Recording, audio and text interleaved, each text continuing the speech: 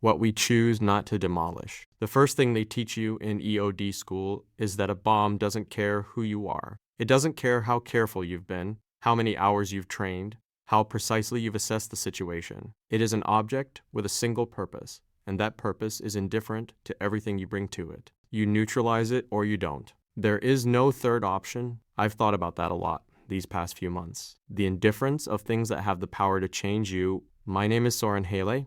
I'm 27. I'm a Navy Lieutenant, Explosive Ordnance Disposal, currently attached to Naval Station Mayport on a 6-month shore rotation that put me in Savannah, Georgia for reasons that involve bureaucracy I don't fully understand, and a temporary assignment to a joint training program with the Army's 3rd Infantry Division out of Fort Stewart. I've been in Savannah for 3 months. I have 9 weeks left. I knew when I arrived exactly how long I was staying. I did not know about Callum Frey. Savannah in September is heavy in a way that has nothing to do with the heat, though the heat is real. 91 degrees and the air coming off the river with that particular coastal Georgia weight to it, thick and salt-edged and warm even after dark. It's something else too. The city itself is heavy.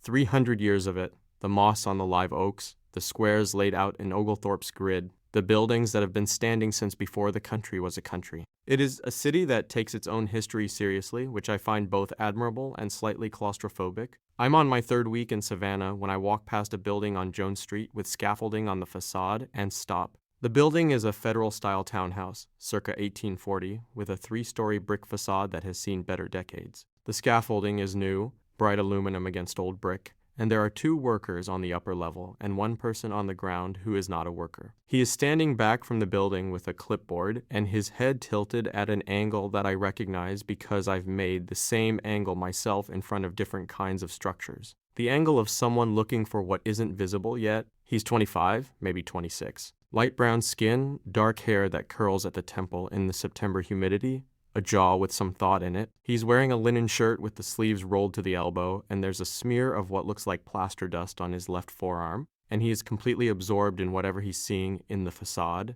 I stop because I've been trained to notice things, not because of any other reason. That's what I tell myself. He looks over and sees me standing on the sidewalk looking at him. "It's the lintels," he says, without preamble, as if we'd been mid-conversation. "You can see the deflection in the 3rd floor openings from here. The brick above the windows has been carrying load it wasn't designed for, probably since the 1960s when someone removed an interior wall without understanding what it was doing." I look at the building. I can, in fact, see what he's describing. A slight bow in the brickwork above the 3rd floor windows, almost imperceptible, the kind of thing you'd miss if you weren't specifically looking. How long has it been like that? I say, 60 years, minimum. He looks back at the facade. The good news is brick is remarkably patient. It'll carry a load it shouldn't be carrying for a long time before it tells you there's a problem. And the bad news? He looks at me. He has dark eyes with something alert in them, the particular alertness of someone who is professionally required to see what other people don't,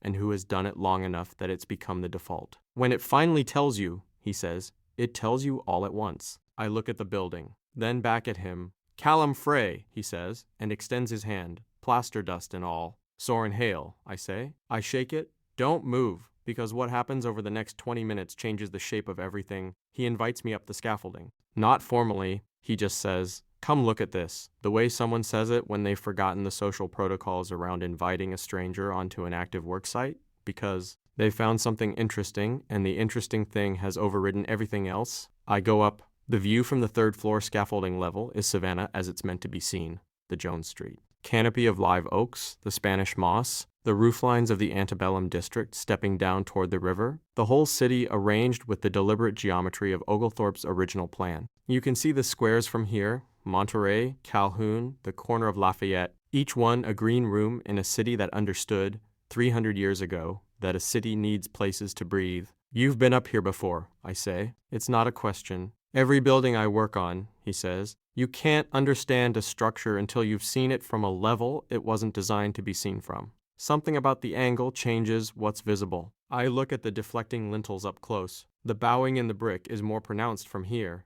You can see where the mortar has begun to crack in a hairline pattern that follows the load path down from the failing lintel to the foundation. "How do you fix it?" I say. "Carefully," he says. And then, after a beat, "Lintel replacement, repointing the affected mortar joints, installing a concealed steel reinforcement to redistribute the load back to the original bearing points. You're not changing the building. You're returning it to what it was designed to be. I look at him. He says that with the same matter-of-fact directness that I use when I explain ordnance disposal to civilians who ask, the same sense of a technical process that has a precision to it, a right and a wrong way, consequences for the wrong way. What do you do? He says. Navy, I say. EOD. He looks at me. Explosive ordnance disposal? Yes. He is quiet for a moment, looking at the street below. So you also work with things that have to be handled very carefully or the consequences are immediate and irreversible. That's one way to put it, I say. He looks at me, not with the usual expression people give me when they learn what I do, not the performative awe, not the discomfort. Something more considered, like he's filing it into a framework he already had. Different materials, he says. Same principle. I hold his gaze. The September heat is on the scaffold, the city below us, the live oaks moving slightly in the river breeze. Same principle, I say. The thing about Savannah is that it's a small city with a very specific social geography. The historic district is walkable in a way that creates encounters. You see the same people at the same coffee places, the same dog owners at the same squares, the same faces at the Saturday market on Ellis Square. In a different city, running into Callum Frey once on Jones Street might have been a single incident, filed away, unrepeated. In Savannah, it repeats. I see him at a coffee place on Whitaker on a Wednesday morning, working on drawings that he tilts slightly away from me when I sit down, not from secrecy, but from the habit of someone who doesn't show work in progress. I see him at the Saturday market buying something from a pottery stall, turning a bowl in his hands with the same assessing attention he'd given the Jones Street facade.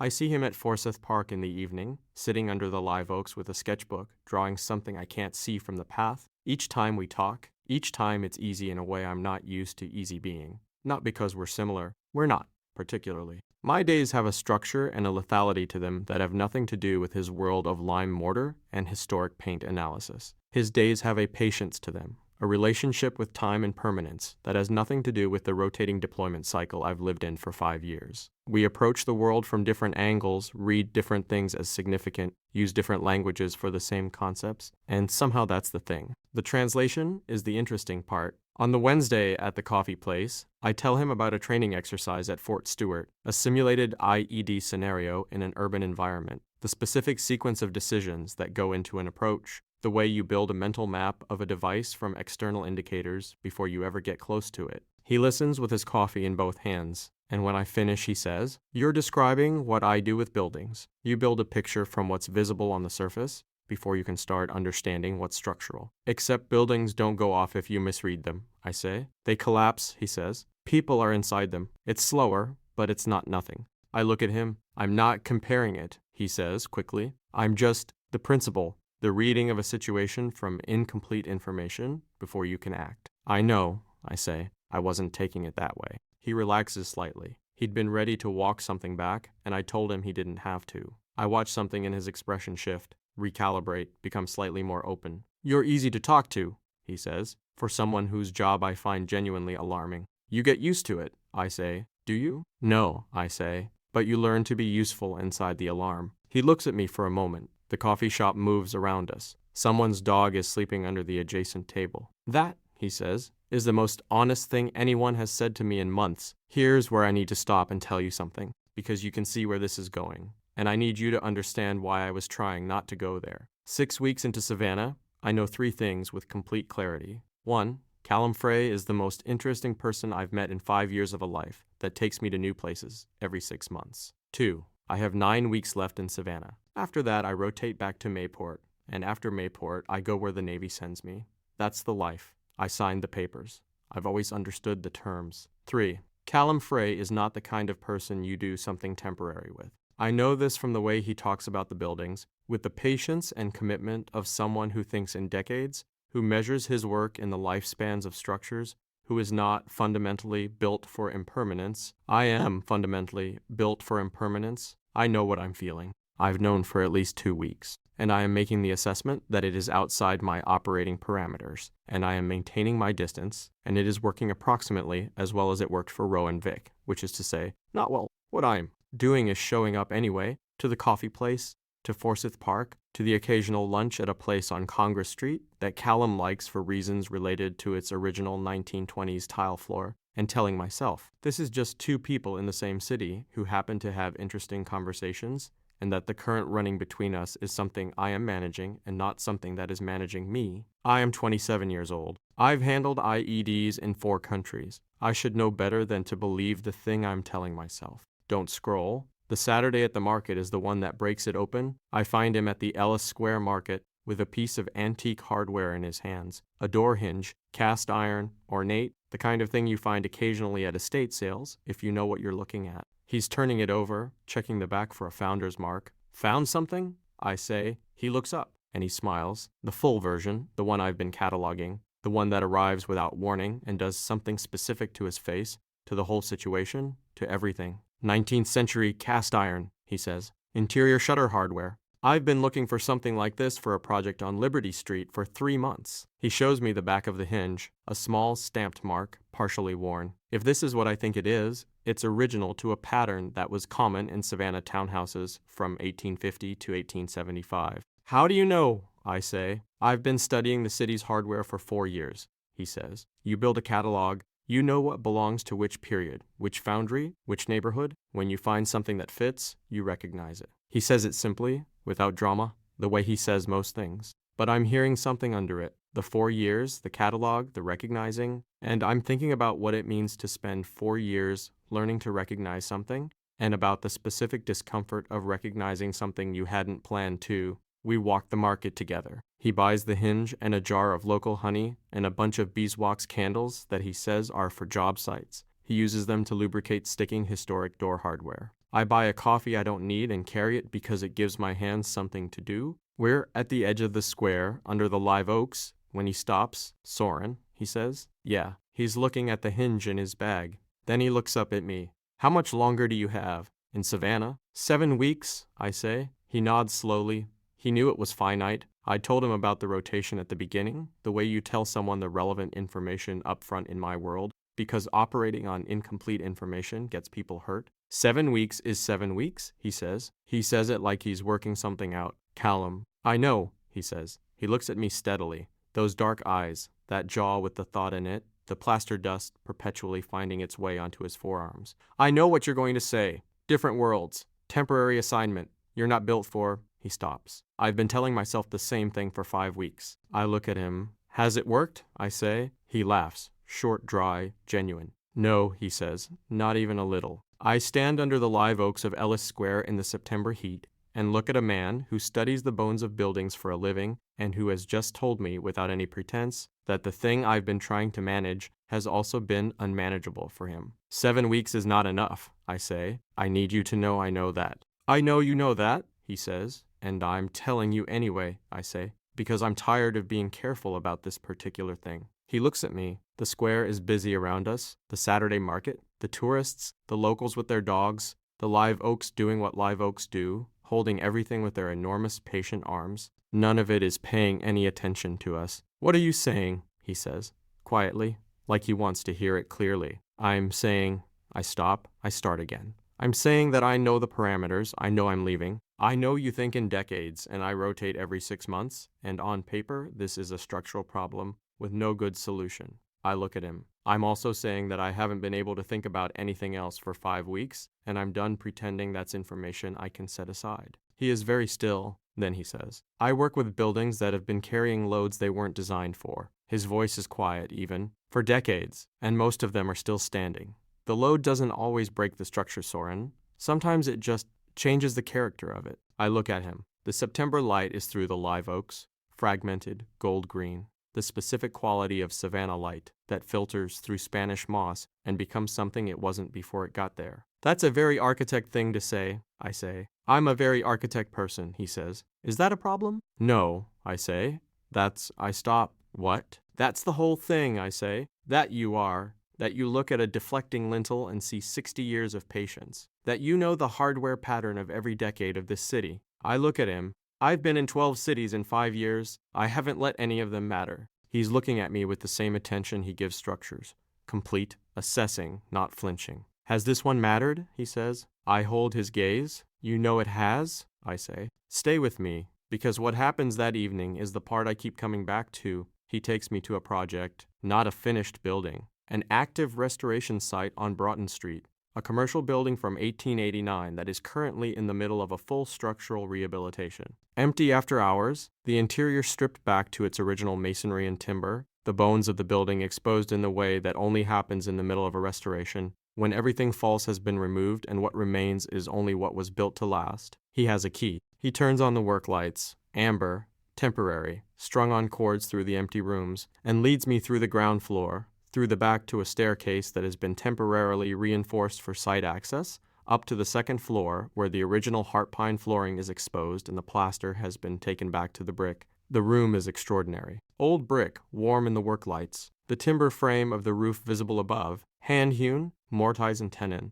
the marks of the adze still in the wood after 130 years, the whole room smelling of old masonry and the mineral cold of mortar that hasn't been touched since the 1880s. This is what I do, Callum says. He says it simply, not performing anything, just stating it. This is what it looks like when you take a building back to what it was. I look at the room, the exposed brick, the original timber, the bones of something that has survived a century and a half of people and weather and the general indifference of time. It's beautiful, I say. It's honest, he says. When you strip it back, you see what was built to last and what wasn't. The timber frame, that's original, all of it, still structural after 130 years. The plaster that covered it was a later addition, already failing. When you take away the things that were failing, what's left is what was always going to last. I look at him. He's standing in the amber work light with his hands in the pockets of his linen trousers and his face turned up toward the timber frame, and the light is on his jaw, his temple, the curve of his shoulder.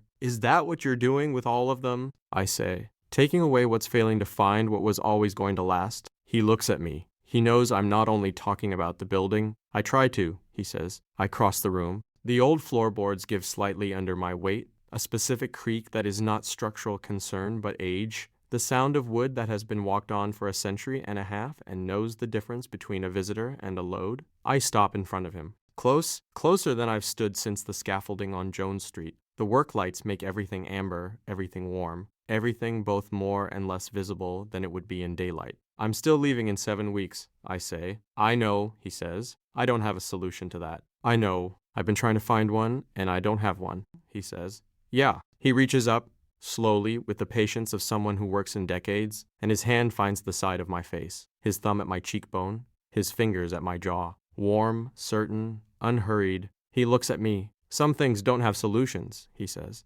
They have decisions. I look at him, his hand on my face, the amber light, the 130-year-old timber above us, the original brick that has been waiting under the plaster since 1889. What's the decision? I say, the decision, he says, quietly, is whether something real is worth having even when you know it's going to change. I reach up and cover his hand with mine, his fingers warm under my palm, the specific weight of his hand on my face. Callum, I say.